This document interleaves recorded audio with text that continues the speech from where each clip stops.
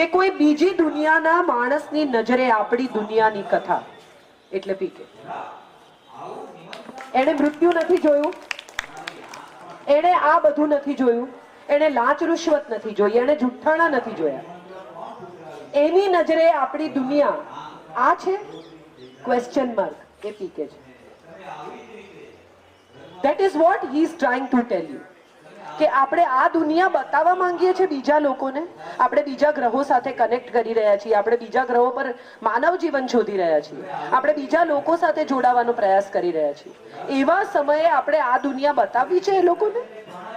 Is this what we want to do? એ હું માનું છું કે પીકે છે. હાથ પકડી રાખીને જે માણસ તમારું સત્ય અસત્ય જાણી શકે, એ શું ખરેખર હાથ પકડીને ટ્રાન્સમિટ કરે છે? આપણે પણ આ સ્પર્શ નથી ઓળખતા. 5-6 વર્ષની છોકરીના ખભે કોઈ એક માણસનો અણગમતો સ્પર્શ આમ કરીને ખસેડી નાખે છે. એને સેક્સનો અનુભવ નથી, એને નથી ખબર વાસના ભર્યો સ્પર્શ શું છે, એને નથી ખબર ડર્ટી ટચ એ શું છે, અને છતાંય આમ કરીને ખસી જાય છે. કયા કારણે ખસી જાય છે? શું એવું હોય છે કે જે એની 6th સેન્સમાં ઉતરીને એને કહે છે કે બેટા આ કરેક્ટ નથી, ખસેડી નાખ? 2 વર્ષના બાળકના શરીરને પણ જો કોઈ પારકો માણસ એના પ્રાઇવેટ પાર્ટને અડે તો એ તરત રિએક્ટ થાય છે, એને નથી ગમતું. કેમ નથી ગમતું? આપણે બધા સ્પર્શને ઓળખીએ છીએ. પ્રશ્ન માત્ર એટલો છે કે સ્પર્શ સાથે જોડાયેલી આપણી સેન્સીસ ધીરે ધીરે ધીરે ધીરે ધીરે ધીરે ઠંડી થઈ ગઈ છે. એ વિશે આપણે મગજને કનેક્ટ કરતા જ નથી. આપણે તમામ જગ્યાએ એવો પ્રયાસ કરીએ છીએ કે હવે આનાથી વધારે વિચારવું નથી. પડોશીની છોકરી ભાગી જાય તો ગોસિપ છે, ને આપણી છોકરી ભાગી જાય તો પીડા છે. સવારના પોરમાં પાકિસ્તાનના આટલા બધા બાળકો મરી ગયા હોય એ પછી પણ આપણે છાપું વાંચીને ચામાં બિસ્કિટ બોળીને કહીએ છીએ કે ખાંડ ઓછી છે યાર. એ આપણી સેન્સિટિવિટી છે. અને આપણા રિસેપ્શન કામ નથી કરતા, માટે ટ્રાન્સમિશન કામ નથી કરતા. સ્ક્રીન પ્લે એ કોઈ પણ વાર્તા સાથે જોડાયેલું એવું તત્વ છે કે જે એ વાર્તાને પીસીસમાં વહેંચી કાઢે છે. મારે એવું કહેવું હોય કે હું 3 વાગ્યાની આવી ગયેલી, પછી હું શું કરતી હતી, તો એ 3 વાગ્યાની આવી ગયેલી હું અને અહીંયા આવી એ બેની વચ્ચેના સમયગાળામાં મેં શું કર્યું એ પણ બહુ રસપ્રદ રીતે કહી શકાય. કે મારી ચાવી મેં બહાર આપી, પછી હું અહીંયા આવી, પછી હું અહીંયા ઉભેલી તો થોડા છોકરાઓ આવ્યા અને એમણે આવીને કહ્યું કે ફોટો પડાવો. મેં કીધું સેશન પછી. મને છે ને જનરલી આ સેશનની પહેલા ફોટા પડાવવા નથી ગમતા, મગજ એમાં અટવાઈ જાય. તો શું થયું કે મેં છોકરાઓને ના પાડી. હવે મેં છોકરાઓને ના પાડી એટલે એ લોકોને જરા હર્ટ થયું, મજા ના આવી. આ પણ વાર્તા જ છે. દરેક માણસને તમે કોઈ પણ 2 માણસો વાત કરતા હોય એ પણ વાર્તા જ છે, એ પણ સ્ક્રીન પ્લે જ છે. 2 લોકો લડતા હોય એ સ્ક્રીન પ્લે છે. 2 જણા પ્રેમ કરતા હોય એ પણ સ્ક્રીન પ્લે છે. કદી ઇન્ટરપ્ટ કરીને કોઈની વાત સાંભળી શકાય તો સાંભળજો. એમાં બહુ ઇન્ટરેસ્ટ હોય છે, તમારા પોતાના ઇન્ટરપ્રિટેશન હોય છે. 2 માણસોના પોતપોતાના, એની પાછળ પાછા 2 બીજા જણા હોય છે. એક મરાઠી બહુ અદ્ભુત નાટક છે સંધ્યા છાયા કરી. એક લગ્નને 25 વર્ષ પૂરા થયા છે, લગ્નની પાર્ટી પૂરી થઈ છે, 4 એક્ટર્સ ભજવે છે આ નાટક. લગ્નની પાર્ટી પૂરી થઈ છે અને પતિ પત્ની એકબીજાની સાથે હવે સાંજ ઉજવી રહ્યા છે, લોકો જતા રહ્યા છે, અને પછી 2 પોતે અને 2 એમના સબકોન્શિયસ, અને એની વચ્ચે રચાતું આ નાટક સંધ્યા છાયા. આઈ થિંક લેખકની કમાલ છે આ નાટક. જે લોકોને થિયેટરમાં રસ હોય એમણે આ નાટક અચૂક વાંચવું જોઈએ. એવું જ એક બીજું નાટક છે સૂર્ય પાહિલેલા માણસ. મને પાણી મળશે? જેને સૂર્ય જોયો છે એવો માણસ. આપણે બધા આમ તો રોજ સવારે સૂર્ય જોઈએ જ છીએ ને. આંખ ખુલે એટલે આપણને ખબર પડે છે કે અજવાળું થઈ ગયું છે, ચલો હવે દિવસ ચાલુ થયો, જે કંઈ આપણે કરવાનું છે, હરે ફરે ચરે રતિ કરે, ઘર બને ધરે અવતરે મરે, દિવસ ચાલુ થઈ ગયો. પણ એની વચ્ચે એક માણસ આવીને તમને એમ કહે કે આ જે સૂર્ય મેં જોયો છે ને એ સૂર્ય તો અહીંથી 8 મિનિટ જૂનો સૂર્ય છે. મેં તો તાજો સૂર્ય જોયો છે, હમણાં જ જોયો છે. અને ત્યાંથી શરૂ થાય છે એક ગેલિલિયોની કથા. One of the best plays that Shriram લાગુ હેઝ એવર પરફોર્મ્ડ. એવું જ એક નાટક પુરુષ. આ તમામ એવું કહેવાય છે કે when it is not on page it is not on stage. ઘણા બધા લોકોને લખવાનું બહુ આળસ આવે, બેસીને નોટ્સ કરવાની એટલી બધી ચીડ હોય. બધું મને ખબર છે, બધું મને આવડે છે. એ લોકોએ ડોક્યુમેન્ટેશનનું મહત્વ સમજવું જોઈએ. બહુ જ બધા લેખકોને ઘણી બધી વાર એવો વિચાર આવે કે આમ કરવું જોઈએ, અને એ લોકોને અઠવાડિયા પછી તમે પૂછો ને કે તમને યાદ છે તમે પરમ દિવસે એક બહુ સારો શેર બોલેલા? મને યાદ નથી, કારણ કે એ કાગળ પર ઉતર્યો જ નહીં, એ મનમાં જ રહી ગયો. Screen play is one more very important thing that documents your thoughts, your ideas and the way you have seen your story. મેં મારી વાર્તાને જે રીતે જોઈ છે એ જો કોઈ આપી શકે તો એ મને મારો સ્ક્રીન પ્લે આપી શકે. શું થશે, શેના પછી શું થશે? રેન્ડમ એક વાર્તા હું તમને કહું કે પછી આમ થયું ને પછી આમ થયું ને પછી આમ થયું, અને એ કાગળ પર મૂકેલી વાર્તાને તમે જ ક્યારેક ફરી વાંચજો અને તમને સમજાશે કે એ વાર્તામાં કેટલા બધા ફેરફાર તમે પોતે જ કરી શકો એમ છો. તમને જ કેટલું નવું સૂઝે છે, કારણ કે તમારી પાસે એક ડ્રાફ્ટ તૈયાર છે. હાડ પિંજર હોય તો એમાં તમે માંસ ભરો, તો તમે એના પર ચામડી ચડાવો, તો તમે એને દાંત આંખ નાક કાન ન કાપો તો એક માણસ બને. હાડ પિંજર બનાવવાની આળસે કેટલાય લોકો લેખક થતા અટકી ગયા છે.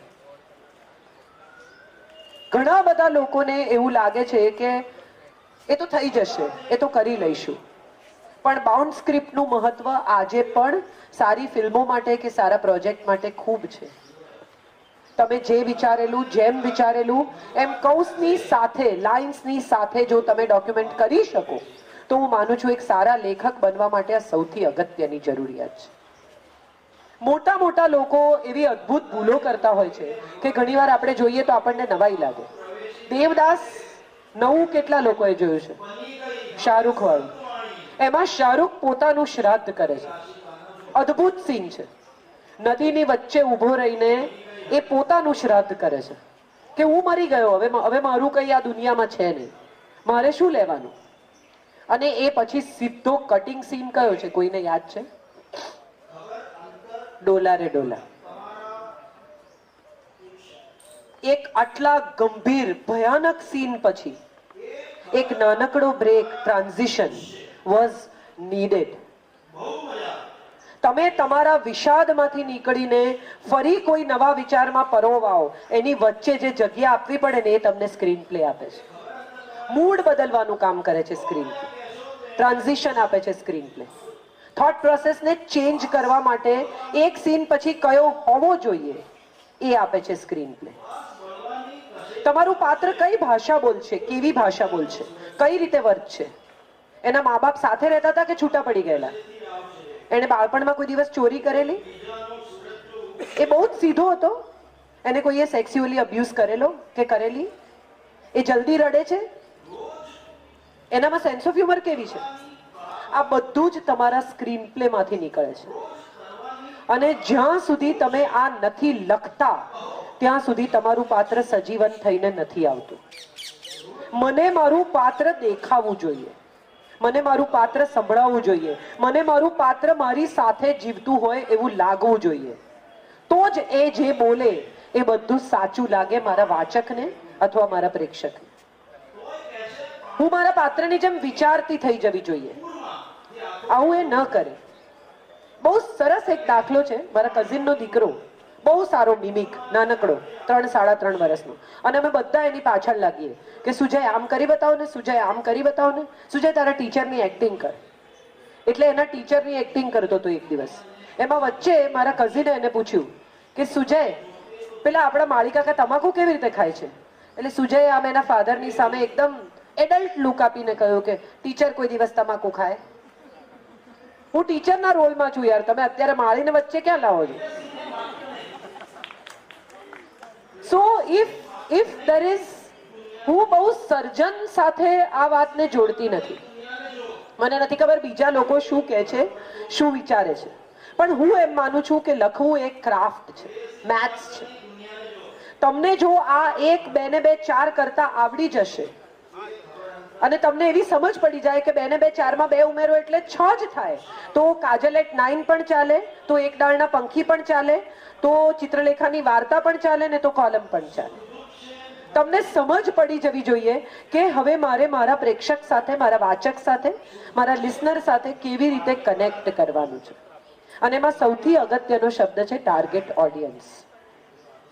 આપણી પાસે 4 પ્રકારની પ્રોડક્ટ હોય છે. હું થોડીક ટેકનિકાલિટીમાં એટલા માટે જાઉં છું કે તમને બધાને, ઘણા બધા છે આમાંથી જે લેખક થવા માટે આ સાંભળી રહ્યા છે. New product in old market, old product in new market, new product in new market and old product in old market. Buyer અને કન્ઝ્યુમર આવા 2 જુદા શબ્દો છે આપણા માર્કેટ પાસે, જેને વિશે પણ બહુ જ ઓછી માહિતી આપણા સુધી આવી છે. એનો સાદો દાખલો આપું. બોર્નવિટા. કન્ઝ્યુમર બાળક છે, બાયર માં છે. જ્વેલરી, કન્ઝ્યુમર સ્ત્રી છે, બાયર પતિ છે. તમામ એડ્સ તમે જુઓ તો તમને એક પણ એડમાં જાતે સ્ત્રી જ્વેલરી પસંદ કરીને ખરીદતી હોય એવી ભાગ્યે જ એડ જોવા મળે છે. કાં તો એને પતિ અપાવે, કાં તો એને મા બાપ અપાવે. એનો અર્થ એવો થયો કે જ્વેલરી એ ગિફ્ટ આઇટમ છે. You can not go and buy jewellery for yourself, એવું એક માર્કેટિંગે બેસાડી દીધું છે. બોર્નવિટાની વાત કરીએ અથવા જેની પણ આપણે વાત કરીએ તો આ આખી વાત જે કહેવામાં આવે છે અને જે પ્રેક્ષક સુધી પહોંચે છે એનું એક, તમને બહુ જ તડકો લાગતો હોય તો યુ કેન પ્લીઝ મૂવ. જે લોકોને તડકો લાગતો હોય ને સહેજ આ તરફ મૂવ થઈ જાઓ, કારણ કે મને પોતાને પણ બહુ જ, you can come in front. એક જ લાઈન છે જેમાં બહુ તકલીફ થાય છે. So we can just, I can understand કે ખૂબ તડકો છે. હું તડકામાં ઊભી રહીને વાત કરવા તૈયાર છું, મને વાંધો નથી. હું છાયડામાં ને તમે તડકામાં, એવું નહીં. પોઈન્ટ ઇઝ, એક બહુ સરસ જોક અમને લોકોને માર્કેટિંગ અમે ભણીએ ત્યારે પહેલે દિવસે કહેવામાં આવે. એક માણસ મરી ગયો, પછી એને ઈશ્વરે કહ્યું કે ભાઈ તારા પાપ તો બોર્ડર લાઈન પર છે, એટલે તારે નક્કી કરવું પડશે કે તારે સ્વર્ગમાં જવું છે કે નર્કમાં જવું છે. એટલે એને કહ્યું મને બંને બતાવો, હું નક્કી કરીશ, હું જોઈને ફાઇનલ કરીશ, કારણ કે આ તો સમજ્યા વગર કેવી રીતે ખબર પડે ક્યાં જવાનું. એટલે એને પહેલા નર્કમાં લઈ ગયા. તો નર્ક was like New York, Time Square, happening, મોટી મોટી લાઇટો, નિયોન્સ, દારૂ, છોકરીઓ. એને થયું આ છે જગ્યા જોરદાર. પછી સ્વર્ગમાં લઈ ગયા તો કઈ નહીં, થોડા ઋષિ મુનિઓ આમ તેમ ફરે, દૂધની નદીઓ વહે, શ્લોકોના ચેન્ટિંગ થાય. એને કીધું ના ના, I don't want to stay here, મને ત્યાં જ લઈ જાઓ. એટલે ફરી પૂછ્યું કે જોઈ લે, તું નક્કી કરી લે, પછી નહીં બદલાય. તો કે ના ના ના, બરાબર છે, આપણે ત્યાં જ. એટલે એને નર્કમાં લઈ ગયા. દરવાજા બંધ થયા ને જેવા દરવાજા બંધ થયા એવા મોટા મોટા રાક્ષસો આવી ગયા, તાવડો મુકાઈ ગયો, તળવાની તૈયારી થાય. એટલે પેલા કહ્યું કે આ બધું કેવી રીતે આવ્યું? પેલું તો કે તો માર્કેટિંગ છે. એ કે we don't deliver what we promise. So when it comes to a writer, there is no marketing. You connect directly to your consumer. There is no buyer. Chitralekha લાવીને કોઈ પતિ પોતાની પત્નીને એવું કહેતો નથી કે આ કમ્પલસરી સાંજના પહેલા વાંચી જજે, નહીં તો ઘરમાંથી કાઢી મૂકીશ. That means your reader reads you directly.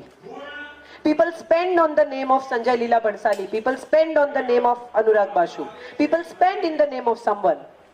And when they go there, they go with an expectation કે મારો પ્રિય ડિરેક્ટર, મારો પ્રિય એક્ટર, મારો પ્રિય લેખક આટલું તો કરે જ, એને આટલું તો કરવાનું જ છે, અથવા આટલું ન કરે તો કેવી રીતે ચાલે.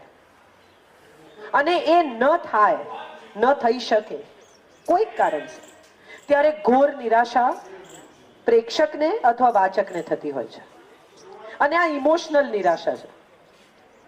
એને લાગે કે અરે આણે આવું કર્યું, છેતરાયાની ફિલિંગ. સારી ફિલ્મ જોવા માટે તમે પૈસા ખર્ચીને જાઓ અને એ ફિલ્મ સારી ન નીકળે તો એક માણસ જેને એ ફિલ્મ ગમી હોય એ જેટલા વખાણ કરે ને, એના કરતા જેને ન ગમી હોય ને 50 માણસને ફોન કરીને કે. નેગેટિવ પબ્લિસિટી ખાસ કરીને કમ્યુનિકેશનની દુનિયામાં બહુ ઝડપથી થાય.